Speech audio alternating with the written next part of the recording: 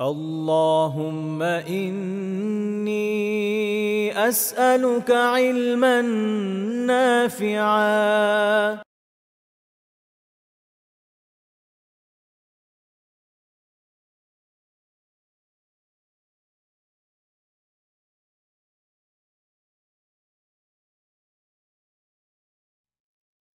السلام عليكم ورحمة الله وبركاته.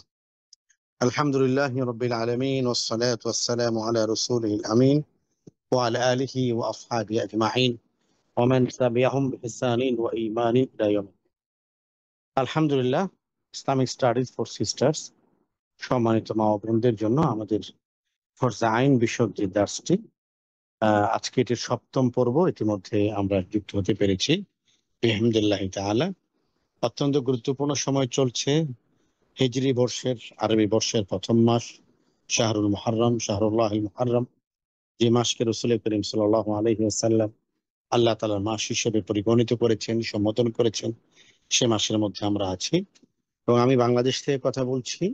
বাংলাদেশে আগামীকালকে হলো শনিবার, আগামীকালকে ৯ মুহররম এবং রবিবার ১০ মুহররম। অত্যন্ত বরকতময় একটি সময় আমরা একত্রিত হয়েছি। আল্লাহ তাআলা আমাদের এই উদ্যোগটিতে বারাকা দান করুন। আমার যদি ভুল না হয়ে থাকে, আজকে এটি আমাদের সপ্তম দার্স। ইনশাআল্লাহ তাআলা আজকে আমরা গুরুত্বপূর্ণ একটি টপিক, সেটি হলো আখিরাত বা পরকালের ব্যাপারে ঈমান, এটার উপরে আজকে আমরা আলোচনা করব ইনশাআল্লাহ তাআলা। পরকাল আসলে কাকে বলে?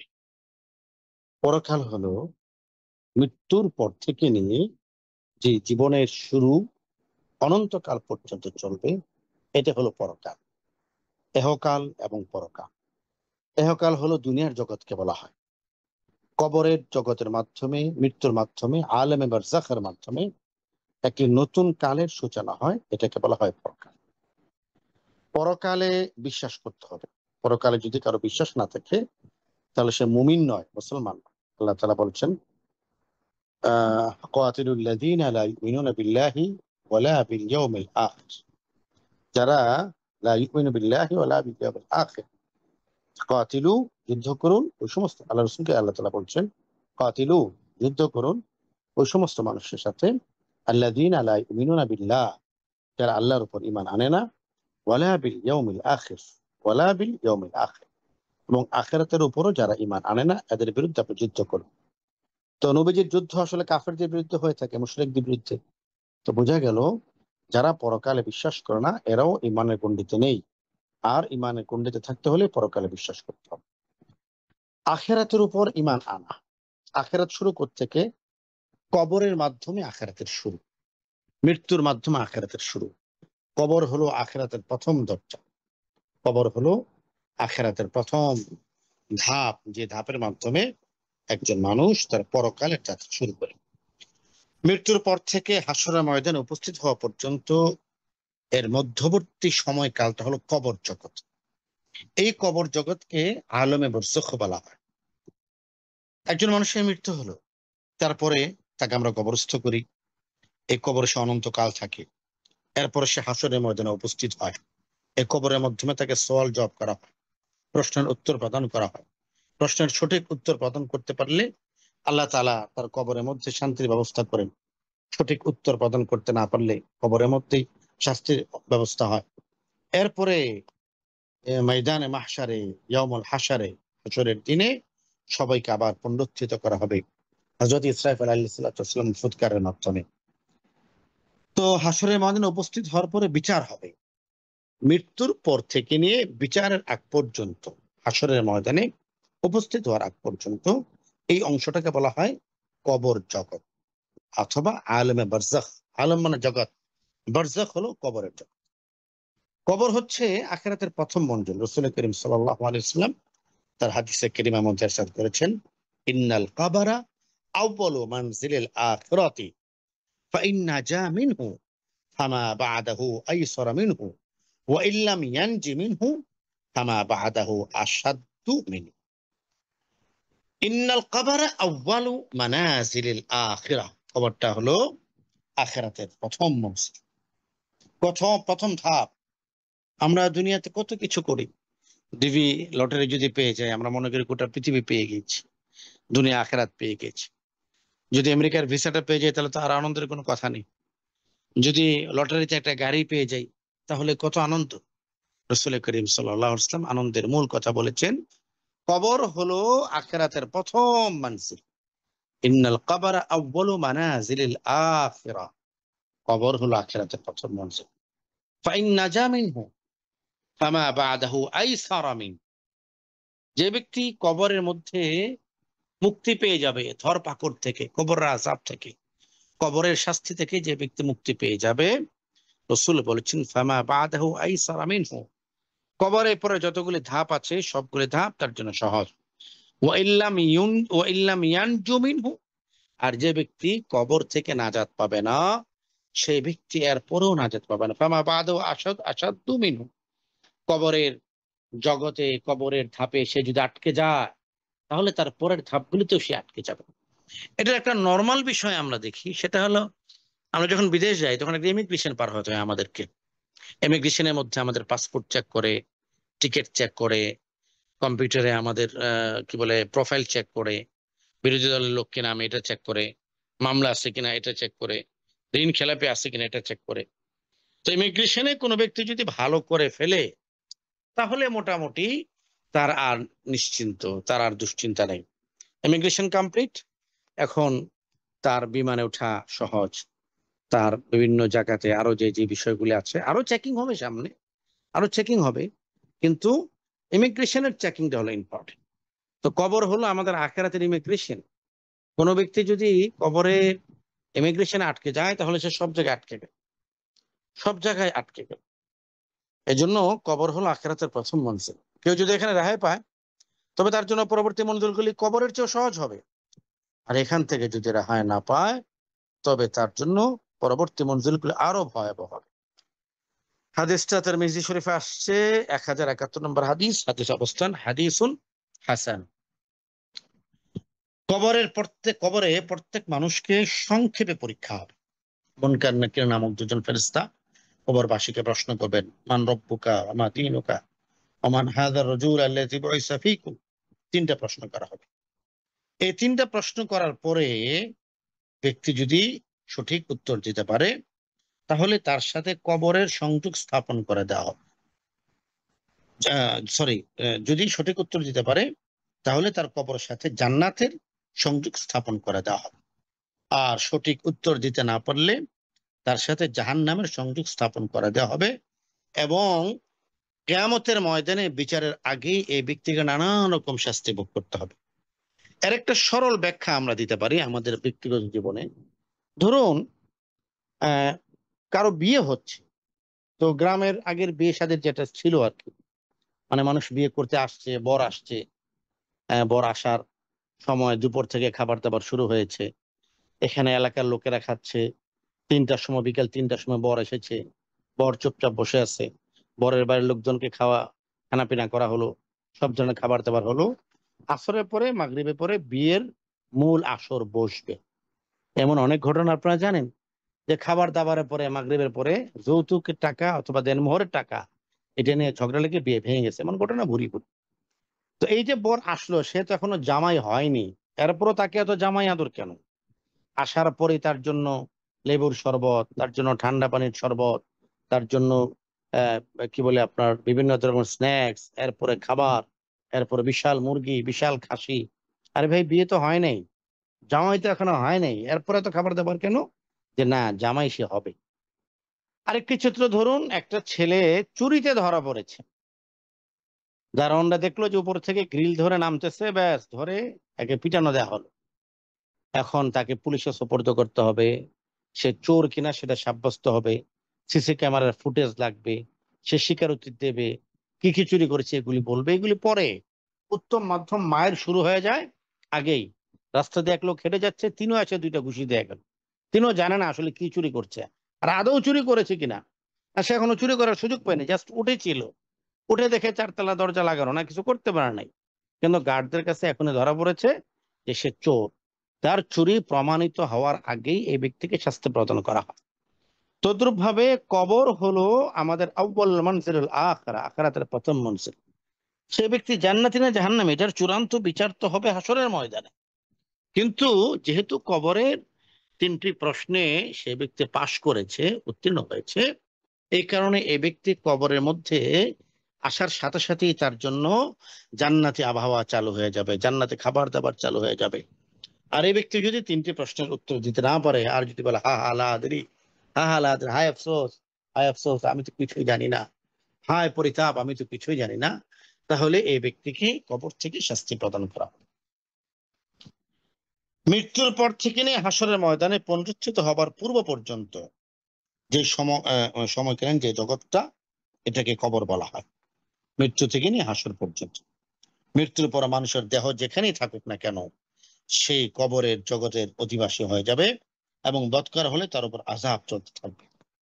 এখানে রাসূল করিম সাল্লাল্লাহু আলাইহি ওয়াসাল্লামের একটা হাদিস আমরা দেখি, যে আম্মা জান আয়েশা রাদিয়াল্লাহু তাআলা বর্ণনা করেছেন যে ইহুদি মহিলা তার নিকট আগমন করলেন এবং কবরের আযাবের আলোচনা করলেন এবং বলেন, আল্লাহ তাআলা আপনাকে কবরের আযাব থেকে রক্ষা করুন, আমিন। তখন আয়েশা রাদিয়াল্লাহু তাআলা আনহা রাসূল করিম সাল্লাল্লাহু আলাইহি ওয়াসাল্লামকে কবরের আযাব সম্পর্কে জিজ্ঞেস করলেন। উত্তরে রাসূল করিম সাল্লাল্লাহু আলাইহি ওয়াসাল্লাম তিনি বললেন যে হ্যাঁ, কবরের আযাব সত্য। قالت عائشة رضي الله تعالى عنها فما رأيت رسول الله صلى الله عليه وسلم فسألت عائشة رسول الله صلى الله عليه وسلم عن عذاب القبر قال نعم عذاب القبر। রসুল বলেন হ্যাঁ, নাম আযাবুল কবর, আযাবুল কবর হাক্কুন, অবশ্যই কবর আযাব সত্য। তখন রাসূল করিম সাল্লাল্লাহু আলাইহি ওয়াসাল্লামকে আম্মা জান আয়েশা রাদিয়াল্লাহু তাআলা আনহা যখন জিজ্ঞেস করলেন যে ইয়া রাসূলুল্লাহ কবর আযাব ব্যাপারে, রাসূল বলেন কবর আযাব সত্য। আম্মা জান আয়েশা বলেন এরপরে আর আমি নবীজিকে যখনই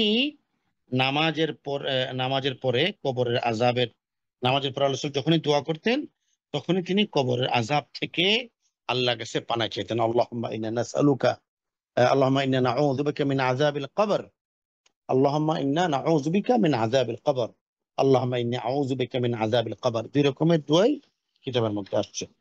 কবরের আযাব থেকে রাসূল করিম সাল্লাল্লাহু আলাইহি ওয়াসাল্লাম মুক্তি কামনা করছেন আল্লাহ তাআলার কাছে। এজন্য আমাদের উচিত সদা সর্বদা কবরের আযাব থেকে আল্লাহর কাছে পানাহ চাওয়া।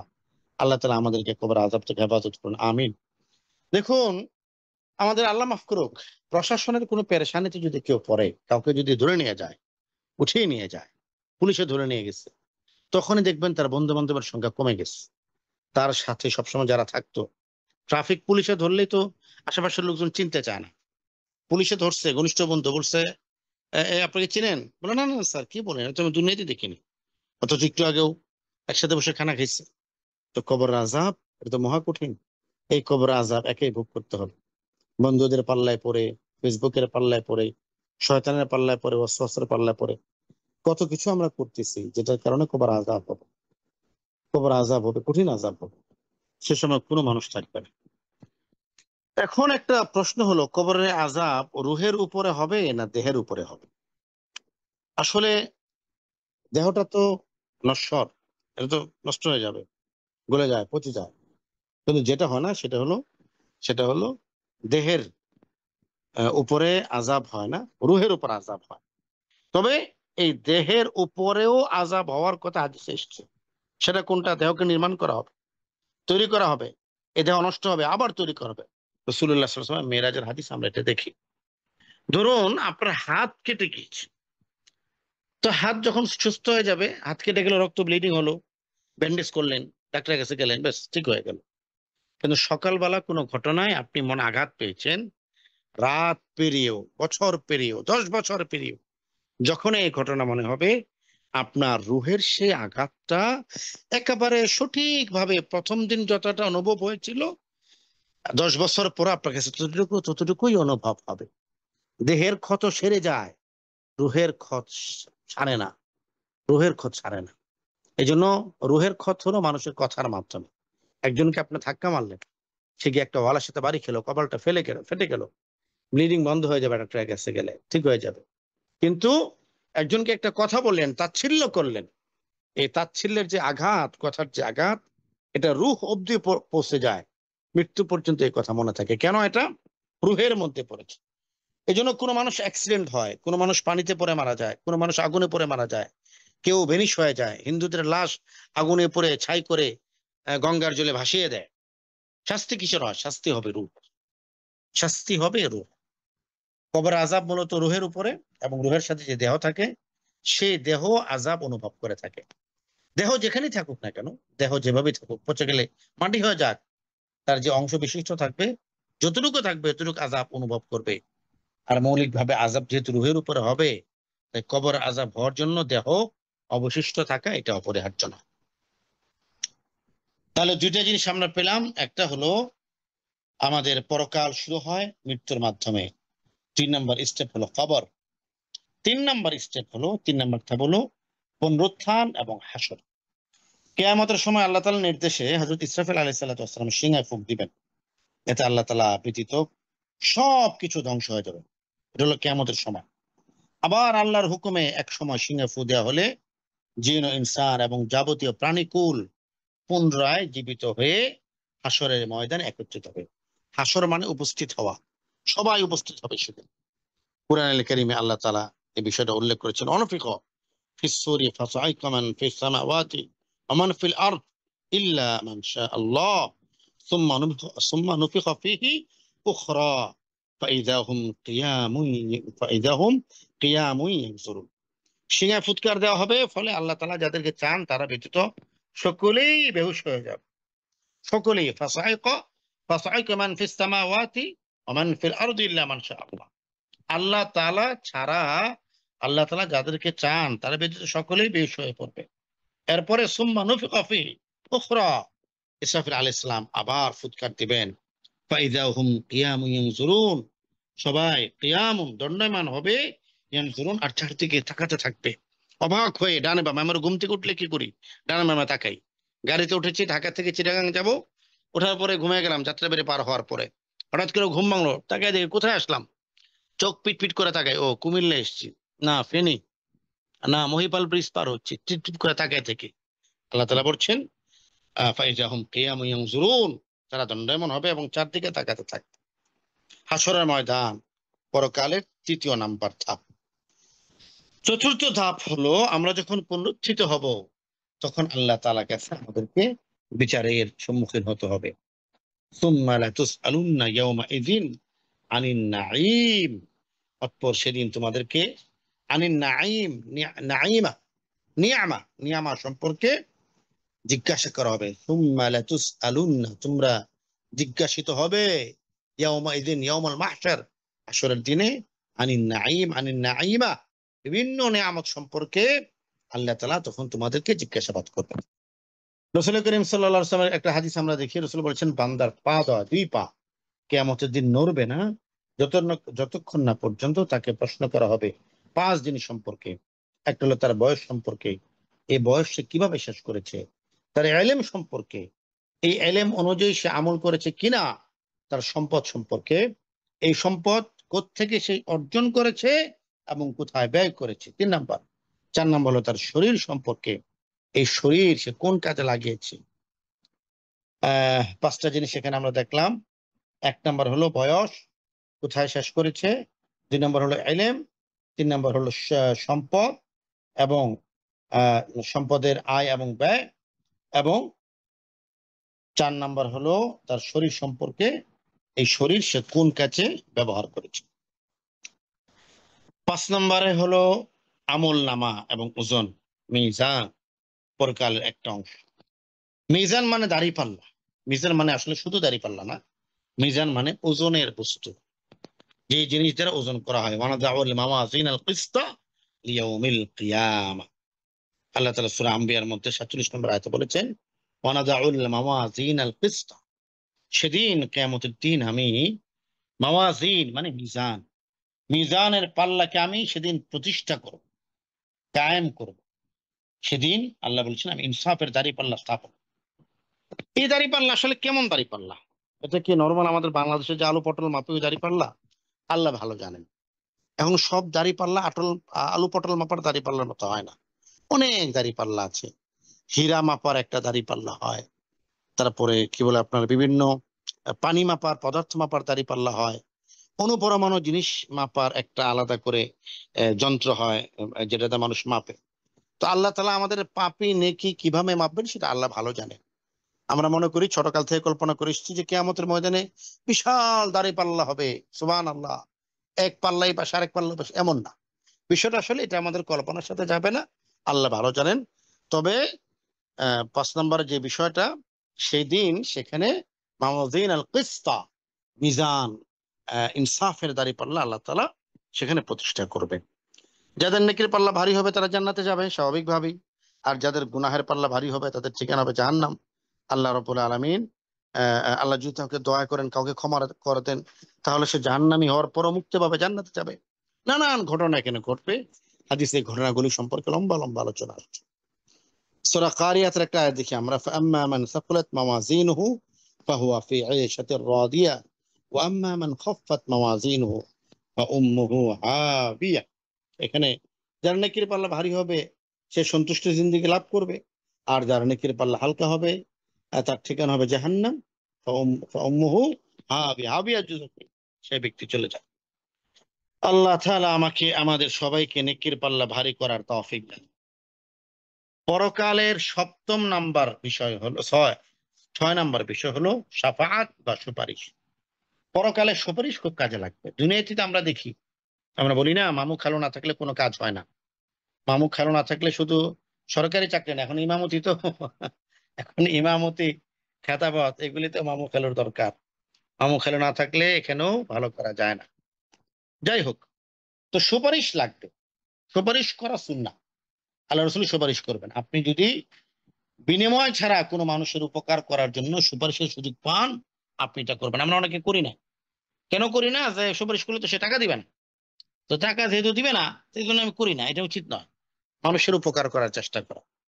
আল্লাহ তাআলা বলছেন, ইরহামু, রাসূল করিম সাল্লাল্লাহু আলাইহি ওয়াসাল্লাম আমাদেরকে জানিয়েছেন, ইরহামু মান ফিল আরদি, তুমি জমিনবাসীর প্রতি রহম করো, তাহলে লাভ কি হবে? ইয়ারহামুকুম মান ফিস সামা, আকাশে যিনি আছেন, যিনি আকাশের মালিক, যিনি আল্লাহ রাব্বুল আলামিন, তিনি তোমাদের প্রতি দয়া করবেন। মান ফিস সামা, আল্লাহ তাআলা তোমাদের প্রতি দয়া করবেন। এজন্য সুযোগ থাকলে কারোর জন্য সুপারিশ করা। কাল কিয়ামতের ময়দানে রাসূল করিম সাল্লাল্লাহু আলাইহি ওয়াসাল্লাম আমাদের জন্য সুপারিশ করবেন। সূরা আম্বিয়ার 28 নম্বর আয়াতে আল্লাহ তাআলা বলছেন, ওয়ালা ইয়াশফাউনা ইল্লা লিমান ইরতাদা ওয়া হুম মান খাশিয়াতিহি মুশফিকুন। ওয়ালা ইয়াশফাউন, কেউ সুপারিশ করতে পারবে না, ইল্লা লিমান ইরতাদা, শুধুমাত্র ওই ব্যক্তি ছাড়া যার প্রতি আল্লাহ তাআলা সন্তুষ্ট। ওয়া হুম মান খাশিয়াতিহি মুশফিকুন, আর ওই ব্যক্তিরা ছাড়া অন্য সকলে আল্লাহর ভয়ে ভীত থাকবে, প্রকম্পিত থাকবে। আমরা আযানের পর একটা দোয়া পড়ি, আল্লাহুম্মা রাব্বা হাযিহি দাওয়াতিত তাম্মা ওয়াস সালাতিল কাইমা আতি মুহাম্মাদানিল ওয়াসিলাতা ওয়াল ফাদিলা, আতি মুহাম্মাদান ওয়াসিলাতুল ফাদিলা ওয়াবআসহু মাকামান মাহমুদা। হে আল্লাহ, আপনি আপনার রাসূলকে মাকামে মাহমুদ দান করুন, নসিব করুন। এই মাকামে মাহমুদ কাকে বলা হয়? এই মাকামে মাহমুদ হলো রাসূল করিম সাল্লাল্লাহু আলাইহি ওয়াসাল্লাম কাল কিয়ামতের ময়দানে যে সুপারিশ করবেন, এই বিশেষ মর্যাদাকে বলা হয় মাকামে মাহমুদ। আবআসহু মাকামান মাহমুদান আল্লাযী ওয়া'আদতা, যে মাকামে মাহমুদের ওয়াদা আপনি দিয়েছেন, সবগুলো লেখেন, যে মাকামে মাহমুদের ওয়াদা আপনি দিয়েছেন, সেই মাকামে মাহমুদ আপনার রাসূলকে দান করুন। তো এই মাকামে মাহমুদ হলো কাল কিয়ামতের ময়দানে আল্লাহ রাসূলকে যে সুপারিশ করা হবে, সেই সুপারিশকে বলা হয় মাকামে মাহমুদ। আহ একটি এখানে সম্পূরক বিষয় আমরা সূরা মুজাম্মিলের মধ্যে দেখি, আল্লাহ তাআলা বলেছেন, ফাতাহাজ্জাদ বিহি নাফিলাতান লাকা আসা আন ইয়াবআসাকা রাব্বুকা মাকামান মাহমুদা, ফাতাহাজ্জাদ বিহি নাফিলাতান লাকা। রাসূল, এখন থেকে তাহাজ্জুদের সালাতকে আপনার জন্য নফল করে দেওয়া হয়েছে। আসা আন ইয়াবআসাকা রাব্বুকা মাকামান মাহমুদা, হতে পারে আল্লাহ তাআলা আপনাকে এই তাহাজ্জুদের সালাতের কারণে মাকামে মাহমুদ দান করবেন। কোন কোন উলামায়ে কেরাম এই আয়াতের আলোকে বলেন যে সম্মান পাওয়ার সবচেয়ে পরীক্ষিত আমল হলো এই কি বলে তাহাজ্জুদের সালাত। সম্মান পাওয়ার সবচেয়ে পরীক্ষিত আমল তাহাজ্জুদের নামাজ। যে ব্যক্তি নিয়মিত তাহাজ্জুদের নামাজ পড়বে, আল্লাহ তাআলা তাকে সম্মানিত করবেন, আল্লাহর কাছেও করবেন, মানুষের কাছেও করবেন। এজন্য সম্মান বা খ্যাতি পাওয়ার জন্য তাহাজ্জুদ পড়বে এমন নয়, বরং আল্লাহর নৈকট্য অর্জন করার জন্য তাহাজ্জুদ পড়বে, আল্লাহর নৈকট্য অর্জন করার জন্য। আল্লাহ রাব্বুল আলামিন আমাদেরকে দুনিয়া এবং আখিরাতে মহা মর্যাদাবান এবং সম্মানিত হওয়ার তৌফিক দান করুন। একটা হাদিস আমরা দেখি, মুসনাদ আহমদের হাদিস, রাসূলুল্লাহ সাল্লাল্লাহু আলাইহি ওয়াসাল্লাম বলেছেন, মাকাম মুহাম্মদ সম্পর্কে আল্লাহ রাসূল বলেছেন, এটা এমন এক মর্যাদা যার ফলে আমি আমার উম্মতের জন্য শাফাআত করব। হযরত আনাস রাদিয়াল্লাহু তাআলা থেকে বর্ণিত আরেকটা হাদিস আমরা দেখি, আল্লাহ রাসূল বলেছেন, আমার উম্মতের মধ্যে আমার শাফাআত রয়েছে কবিরা গুনাহের অপরাধীর জন্য। সগীরা গুনাহ তো বিভিন্ন কারণে মাফ হয়ে যায়, তো কবিরা গুনাহ থেকে আল্লাহ রাসূল সাল্লাল্লাহু আলাইহি ওয়াসাল্লাম আমাদের জন্য সুপারিশ করবে। পরকালের আরেকটা গুরুত্বপূর্ণ আয়োজন হলো হাউজে কাউসার। হাউজে কাউসার এটা দুনিয়ার আয়োজন না, এটা পরকালের আয়োজন। এগুলি স্টেপ বাই স্টেপ, এগুলি কিয়ামতের বিচার হাসর নাসরের পরে।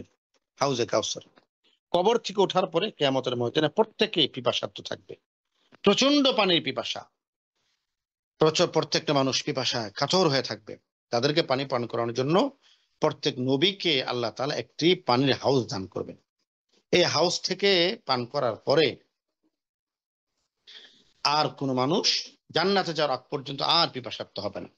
রাসূল করিম সাল্লাল্লাহু আলাইহি ওয়াসাল্লামকে যে হাউস দেওয়া হবে তার নাম হাউজে কাউসার, যেটা আল্লাহ তাআলা কোরআনে বলেছেন, ইন্না আ'তাইনাকাল কাউসার। রাসূল, আমি আপনাকে কাউসার দান করেছি। সুবহানাল্লাহ বিহামদি। আল্লাহ রাসূল দুনিয়াতে, জান্নাতে আল্লাহ রাসূলের জন্য কাউসার বানানো হয়েছে, তৈরি করা হয়েছে, এবং সেই কাউসারের হাউজে কাউসারের পানি আল্লাহ রাসূল নিজ হাতে তার উম্মাহকে পান করবেন। সুবহানাল্লাহ বিহামদি। আল্লাহুম্মা জাআলনা মিনহু। আল্লাহ তাআলা ওই সমস্ত নেককার মানুষদের মধ্যে আমাদেরকে শামিল করুন, আল্লাহুম্মা আমিন। রাসূল করিম সাল্লাল্লাহু আলাইহি ওয়াসাল্লাম ইরশাদ করেন, ওই সত্তার কসম যার হাতে আমার প্রাণ, হাউজে কাউসারের পেয়ালার সংখ্যা মেঘযুক্ত আকাশের তারকারাজির চেয়েও বেশি হবে। তারকা কত আল্লাহ তাআলা ভালো জানেন, এর চেয়েও বেশি হাউজে কাউসারের পেয়ালার সংখ্যা হবে। কেউ একবার তা থেকে পান করলে আর কখনো সে পিপাসার্ত হবে না। তার প্রশস্ততা দৈর্ঘ্যের সমান, ওমান থেকে আইলার সম পরিমাণ, আর তার পানি দুধের চেয়েও সাদা, মধুর চেয়েও মিষ্টি। সুবহানাল্লাহ বিহামদি। মুসলিম শরীফের হাদিস। আল্লাহ তাআলা হাউজে কাউসারের পানি আমাদেরকে পান করার তৌফিক দান করুন। এখানে একটা গুরুত্বপূর্ণ বিষয় হলো, কিছু মানুষ হাউজে কাউসারের লাইনে থাকবে এবং কাছাকাছি পৌঁছে যাবে। ওই সময় আল্লাহ রাসূল দেখবেন যে ফেরেশতারা এই মানুষগুলোকে টেনে বের করে নিয়ে যাচ্ছে। রাসূল করিম সাল্লাল্লাহু আলাইহি ওয়াসাল্লাম জিজ্ঞেস করবেন, কি ব্যাপার, এদেরকে বের করে নিয়ে যাচ্ছে কেন? বলা হবে, ইয়া রাসূলুল্লাহ, এরা ওই সমস্ত মানুষ যারা আপনার ইন্তেকালের পরে আপনার শরীয়তের মধ্যে ভিন্ন কোনো কিছু ঢুকিয়েছিল, আপনার শরীয়তের মধ্যে বাড়িয়েছিল, কমিয়েছিল। এরা মাজার পূজা করেছিল, এরা তাবিজ বিক্রি করেছিল, এরা কি বলে আহ, মিলাদ পরে টাকা নিয়েছিল, নাউজুবিল্লাহ মিন যালিক। এরা মিলাদ কিয়াম করতো, দাঁড়িয়ে নাচানাচি করতো, সবাই বরাতে আলোকসজ্জা করতো। এরা মুহররমকে সুখের মাস হিসেবে, সুখের দিন হিসেবে ঘোষণা করতো। বেদাতের সাথে যুক্ত ছিল তারা। রাসূল করিম সাল্লাল্লাহু আলাইহি ওয়াসাল্লাম বলবেন, সুহুকান সুহুকান, বের করো বের করো, এগুলো আমার মধ্যে না। স্বাভাবিকভাবে দেখি আমরা, রাজনৈতিক দল, একটা ক্ষমতাসীন একটা বিরোধী দল, যদি ক্ষমতাসীন দলের মধ্যে বিরোধী দলের নেতা ঢুকে যায়, পত্রপত্রিকায় সমালোচনা হয়, এই লোক নৌকা মার্কা, এই ধানের শীষে কেন ঢুকলো? ধানের শীষের মধ্যে নৌকা মার্কা ঢুকে গেলে সবাই চিৎকার করে, এই লোক তো ধানের শীষ, সে নৌকাতে কি করে? স্বাভাবিক। তো রাসূলুল্লাহ সাল্লাল্লাহু আলাইহি ওয়াসাল্লাম যে আদর্শ রেখে গিয়েছেন, এই আদর্শের বাইরে আপনি কাজ করবেন, আমার হাউজে কাউসারে পানি পান করার জন্য যাবেন, এটা তো হবে না। রাসূল করিম সাল্লাল্লাহু আলাইহি ওয়াসাল্লাম বলবেন, সুহুকান সুহুকান, বের করে দাও, বের করে দাও, এগুলোকে বের করে দাও। আল্লাহ তাআলা আমাদেরকে হেফাজত করে। ৮ নাম্বার বিষয় হলো, এবং সর্বশেষ বিষয়, না আরো একটি আছে, ৯টি পর্যন্ত আছে। ৮ নাম্বার বিষয় হলো সবচেয়ে গুরুত্বপূর্ণ, সেটা হলো পুলসিরাত। খুবই গুরুত্বপূর্ণ জিনিস। পুলসিরাত আসলে একটা ব্রিজ, একটা পুল, যেটা কিয়ামতের দিন জাহান্নামের উপরে স্থাপন করা হবে। সকলে এই পুল পাড়ি দিতে হবে। মুমিনগণ তাদের আমল অনুপাতে এই পুল পাড়ি দিবেন। কেউ বিদ্যুতের গতিতে, কেউ দ্রুত গতিতে, কেউ দৌড়ে, কেউ হেঁটে, কেউ কেউ হামাগুড়ি দিয়েও পার হবে। মুশরিক এবং পাপাচারীরা তা পার হতে পারবে না, বরং ব্রিজ থেকে নিচে পড়ে যাবে। নরমাল আমরা বুঝি, টোল না দিলে আপনি পদ্মা সেতুতে উঠতে পারবেন না, যমুনা সেতুতে উঠতে পারবেন না, আপনি এক্সপ্রেসওয়ে হাইওয়েতে উঠতে পারবেন না, টোল নাই, নামো, যেতে পারবে না। আখিরাতের পুলসিরাতের টোল হলো আমল। নেক আমল থাকলে রকেটের গতিতে পার হয়ে যাবেন। ঢাকা থেকে চট্টগ্রাম 450 কিলোমিটার, আপনার টাকা আছে, আপনি 35 মিনিটে চলে যাবেন, টেরও পাবে না কেউ। 7টায় ফ্লাই করবেন, 7:30টায় নামবেন কক্সবাজার। সারাদিনের কার্যক্রম শেষে, সমুদ্রে গোসল শেষে, ঝাপাঝাপি শেষে, বাফেট লাঞ্চ শেষে, বিকালে সমুদ্র যাপন শেষে সন্ধ্যা 7টায় ফ্লাই করবেন, 7:30টায় ঢাকা। আর আরেক বান্দা যার টাকা নাই, এ উঠবে হলো বাসে, বাসে তার লাগবে 14 ঘন্টা। আর যার বাসের টাকাও নাই, 3,000 টাকাও যার নাই, সে যাবে লোকাল গাড়িতে, তার লাগবে হলো 1.5 দিন। যার যা আছে তাই। তো পরকালে সেটাই হবে, যার আমল ভারী, নেক আমল ভারী, সে রকেটের গতিতে চলে যাবে। যার নেক আমল ভারী, সে রকেটের গতিতে চলে যাবে। আর যারা নেক আমল কম, সে ব্যক্তি, তার সময় পড়ে যাবে, নেক আমল ভারী না হলে পড়ে যাবে। এই জন্য মাসলা খুব হিসাব। দুনিয়াটার সাথে আখেরাতের হিসাব খুব সহজ। দুনিয়াতে টাকা থাকলে ভালো থাকা যায়, আখেরাতে আমল থাকলে ভালো থাকা যাবে। ফুলসিরাত। আল্লাহু আকবার। আল্লাহ রাব্বুল আলামিন কোরআনে ইরশাদ করেছেন, ওয়া ইন্না মিনকুম ইল্লা ওয়ারিদুহা কানা আলা রাব্বিকা হাতমান মাকদিয়্যা সুম্মা নুনাজ্জিল্লাযীনা তাকাও ওয়া নাযারু যালিমিনা ফিহা জিসিয়্যা। আর তোমাদের প্রত্যেকে তার জাহান্নামের উপর দিয়ে অতিক্রম করবে, এটা তোমার প্রতিপালকের পক্ষ থেকে এক চূড়ান্ত সিদ্ধান্ত। অতঃপর যারা তাকওয়া অবলম্বন করেছে তাদেরকে আমি নিষ্কৃতি দেব, আর জালিমদেরকে তাতে মুখ থুবড়ে ফেলে রাখবো। আল্লাহু আকবার। নাউযুবিল্লাহি মিন যালিক, নাউযুবিল্লাহি মিন যালিক। ওয়া নাযারু যালিমিনা ফিহা জিসিয়্যা, মুখ থুবড়ে আমি তাদেরকে ফেলে রাখবো। সুম্মা নুনাজ্জিল্লাযীনা তাকাও, যারা মুত্তাকি তাদেরকে আমি মুক্তি দেব। ওয়া নাযারু যালিমিনা ফিহা জিসিয়্যা, আর যারা জালেম তাদের মুখ থুবড়ে সেখানে ফেলে রাখবো। সূরা মারইয়াম 71 থেকে 72 নম্বর আয়াত। রাসূল করিম সাল্লাল্লাহু আলাইহি ওয়াসাল্লামের একটা হাদিস আমরা এখানে দেখি। আল্লাহ রাসূল বলেছেন, জাহান্নামের উপর পুলসিরাত স্থাপন করা হবে, আমি এবং আমার উম্মত সর্বপ্রথম তা পার হবে। সুবহানাল্লাহি ওয়া বিহামদিহি। আল্লাহ রাসূল সবার শেষে আগমন করেছেন, কিন্তু মর্যাদা সর্বোচ্চ, এই কারণে তিনি তার উম্মতকে নিয়ে সবার আগে জান্নাতে যাবেন।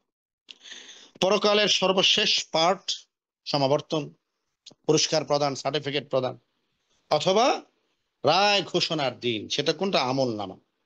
মানুষ যা কিছু আমল করে তা লিপিবদ্ধ করার জন্য প্রত্যেক ব্যক্তির সাথে আল্লাহ তাআলা ফেরেশতা নিযুক্ত করেছে। কিয়ামতের ময়দানে প্রত্যেক ব্যক্তিকে তার আমল নামা দিয়ে দেওয়া হবে। প্রত্যেকে তার জীবনের ভালো মন্দ, বৃহৎ যা কিছু করেছে তার সমস্ত আমল নামা দেখতে পাবে। যার নেকির পাল্লা ভারী, তাকে ডান হাতে আমল নামা দেওয়া হবে। এটা হলো আমল নামা। এবং সর্বশেষ 10 নম্বর, হাসরের ময়দানে বিচার অনুষ্ঠিত হওয়ার পরে মানুষকে আল্লাহ তাআলা স্থায়ী ঠিকানায় পাঠাবেন, হয়তো জান্নাতে পাঠাবেন অথবা জাহান্নামে পাঠাবেন। এর বাইরে আর কিছু নেই, দুইটাই লাইন, মধ্যপন্থী থাকার কোনো সুযোগ নেই। হয়তো জান্নাতে যাবে অথবা জাহান্নামে যাবে। যারা নেককার তারা জান্নাতে যাবে, আর যারা বদকার তারা জাহান্নামে যাবে।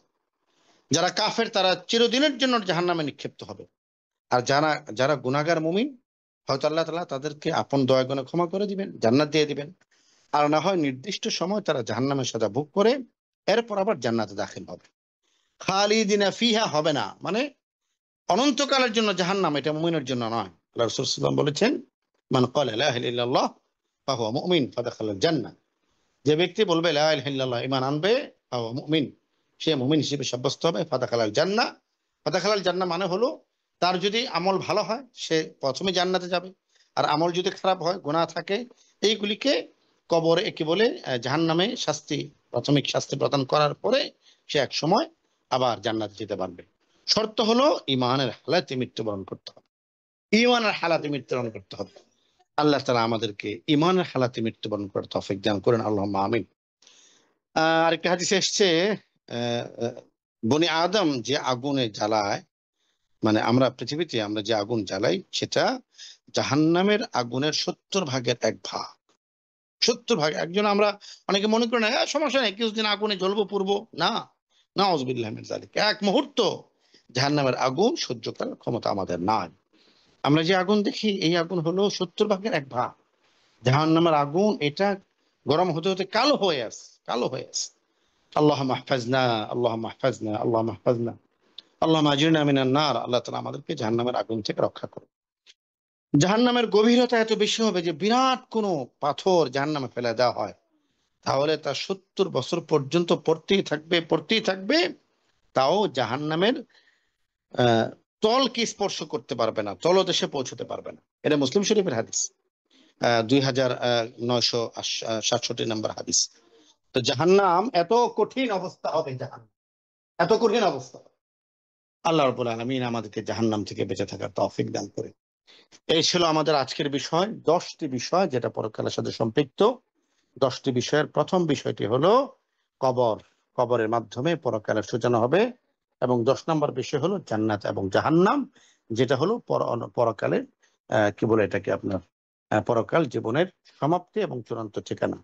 আল্লাহ রাব্বুল আলামিন কবরের 10টি ধাপের প্রত্যেক ধাপের মধ্যে আমাদেরকে সফল কাম হওয়ার তৌফিক দান করুন। জাযাকুমুল্লাহ খায়র।